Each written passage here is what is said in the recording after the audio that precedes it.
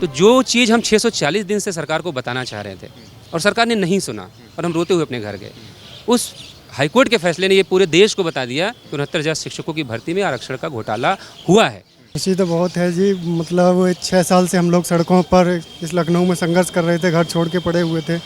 आज जब हाईकोर्ट का निर्णय हमारे पक्ष में आया तो बहुत खुशी हो रही है। नमस्कार, श्रेष्ठ यूपी देख रहे हैं आप, मैं हूं आपके साथ हर्ष भारद्वाज। यूपी में 69,000 शिक्षकों की भर्ती में इलाहाबाद हाईकोर्ट बेंच ने बड़ा फैसला सुनाया है और आरक्षण घोटाले के आरोपों से लंबे अरसे से घिरी रही इस भर्ती की पूरी मेरिट लिस्ट रद्द कर दी है, जिसके बाद से सरकार पर विपक्षी दलों के हमले तेज हो गए और सरकार पर आरक्षण घोटाले के गंभीर आरोप लगाए जा रहे हैं। क्या है पूरा मामला, समझिए जरा।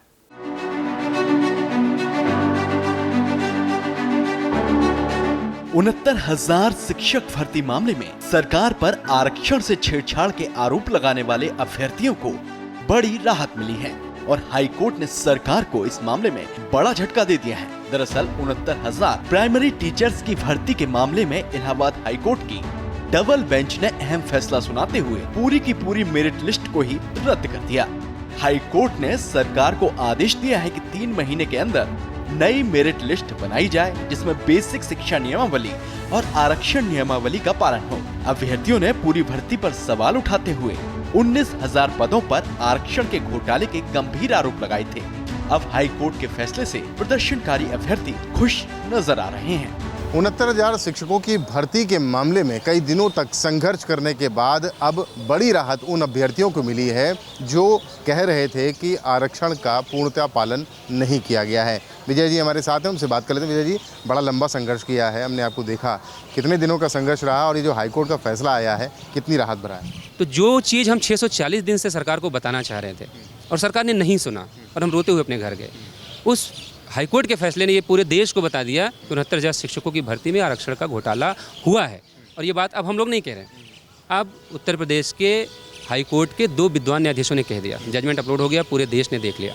6-8 साल का संघर्ष रहा आप लोगों का, कितनी खुशी जाएगा? खुशी तो बहुत है जी, मतलब 6 साल से हम लोग सड़कों पर इस लखनऊ में संघर्ष कर रहे थे, घर छोड़ के पड़े हुए थे। आज जब हाईकोर्ट का निर्णय हमारे पक्ष में आया तो बहुत खुशी हो रही है। हाईकोर्ट ने सख्त आदेश सुनाया है और एक तरीके से माना है कि आरक्षण का इस पूरी प्रक्रिया में ठीक ढंग से पालन नहीं हुआ।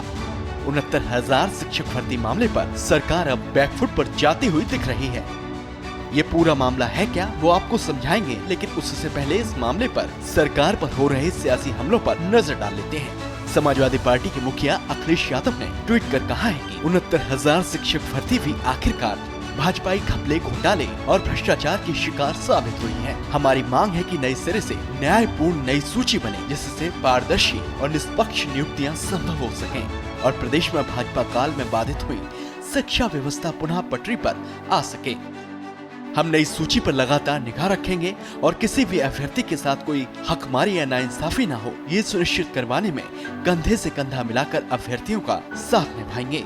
ये अभ्यर्थियों की संयुक्त शक्ति की जीत है। तो वहीं कांग्रेस ने भी सरकार पर सीधा हमला बोला है।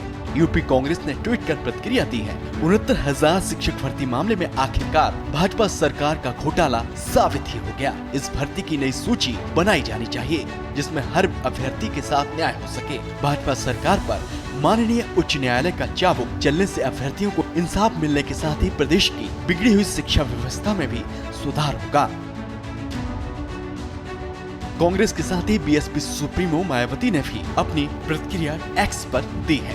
उन्होंने कहा है कि यूपी में साल 2019 में चयनित 69,000 शिक्षक अभ्यर्थियों की चयन सूची को रद्द करके 3 महीने के अंदर नई सूची बनाने के हाईकोर्ट के फैसले से साबित है कि सरकार ने अपना काम निष्पक्षता और ईमानदारी से नहीं किया है। इस मामले में खासकर आरक्षण वर्ग के पीड़ितों को न्याय मिलना सुनिश्चित हो।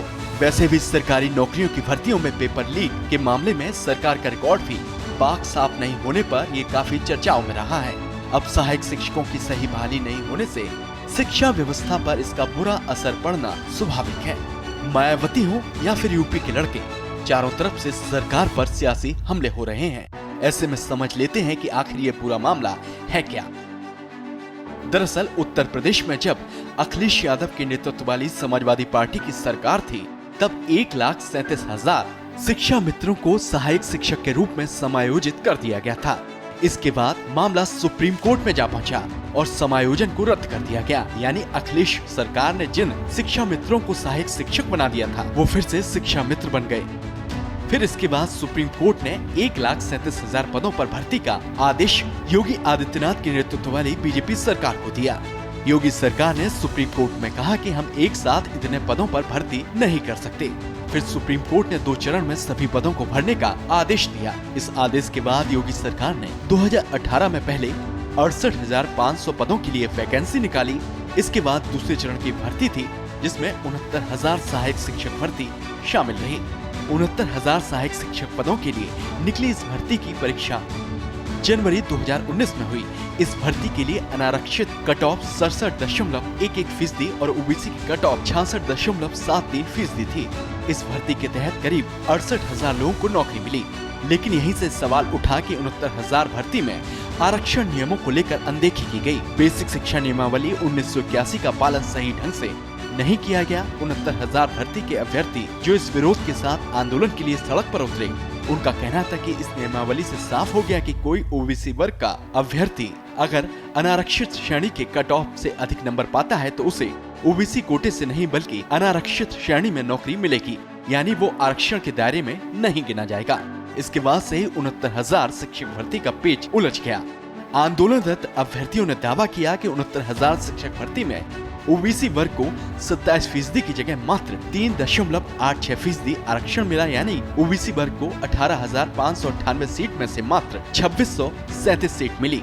जबकि उस वक्त सरकार का कहना था कि करीब 31,000 ओबीसी वर्ग के लोगों की नियुक्ति की गई। सरकार के इस बयान पर अभ्यर्थियों ने बेसिक शिक्षा नियमावली 1981 का और आरक्षण नियमावली 1994 का हवाला देते हुए कहा कि ओबीसी वर्ग के जिन 31,000 लोगों को नियुक्ति दी गई, उनमें से करीब 29,000 अनारक्षित कोटे से सीट पाने के हकदार थे। प्रदर्शन कर रहे अभ्यर्थियों ने कहा कि हमें 29,000 ओबीसी वर्ग के लोगों को आरक्षण के दायरे में जोड़ना ही नहीं चाहिए। ठीक इसी तरह अभ्यर्थियों का आरोप है कि 69,000 शिक्षक भर्ती में से एससी वर्ग को भी 21% की जगह मात्र 16.6% आरक्षण मिला। अभ्यर्थियों ने दावा किया कि 69,000 शिक्षकों की भर्ती में करीब 19,000 सीटों पर घोटाला हुआ। इसको लेकर वो हाई कोर्ट भी गए और राष्ट्रीय पिछड़ा आयोग में भी शिकायत की। ऐसे में 69,000 शिक्षकों की भर्ती में आरक्षण अनियमितता का मामला लंबे समय से हाई कोर्ट में लंबित था। शिक्षक भर्ती में 19,000 सीटों के आरक्षण को लेकर अनियमितता के आरोप लगे थे। इसमें विसंगतियों का आरोप लगाते हुए कई लोग कोर्ट गए थे। हाई कोर्ट ने 69,000 सहायक शिक्षकों की मौजूदा सूची को गलत मानते हुए मेरिट सूची को रद्द कर दिया। हाई कोर्ट ने उत्तर प्रदेश सरकार को 3 महीने के अंदर नई मेरिट लिस्ट तैयार करने का आदेश दिया है। इसमें आरक्षण के नियमों और बेसिक शिक्षा नियमावली के तहत कार्य करने के आदेश दिए गए हैं, जिसके चलते प्रदर्शनकारी अभ्यर्थी उत्साहित हैं। हमारे ऑब्जेक्शन सिर्फ ये थे कि उत्तर प्रदेश में भर्ती के लिए जो नियमावली है, उत्तर प्रदेश आरक्षण सेवा अधिनियम, उसमें जो प्रावधान दिए गए हैं उन प्रावधानों के हिसाब से भर्ती होनी चाहिए। वो नहीं था, उसको लेके हम लोगों ने न्यायालय में चैलेंज किया, वहाँ से राहत मिली है, जीते हैं। और ज़मीन पर भी इतना लंबा संघर्ष किया, उसके तो आप साक्षी रहे।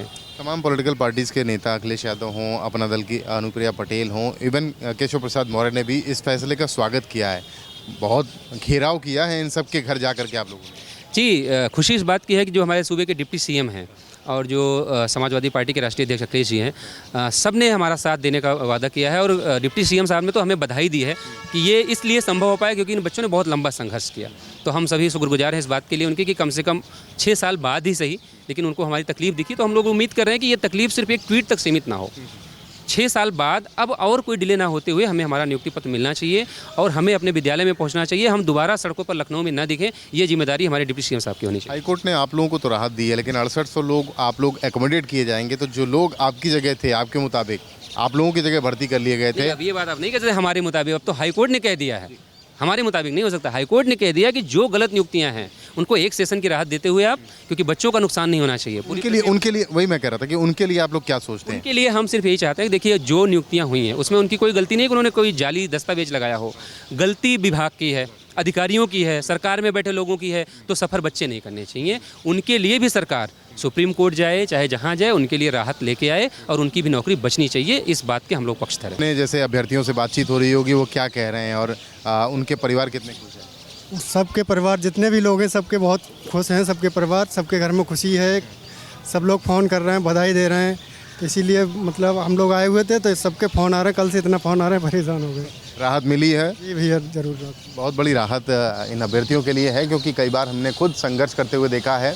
और किसी भी दल में ओबीसी जो जाति की प्रतिनिधित्व करने वाले नेता हैं, उनके घर जा कर के बाकायदा कई घंटे, कई दिन तक धरना प्रदर्शन किया गया और अपने हक की लड़ाई को और बुलंद किया गया। हाईकोर्ट ने इनकी बात सुनी है और सरकार से कहा है कि इनको इनका हक दिलाया जाए।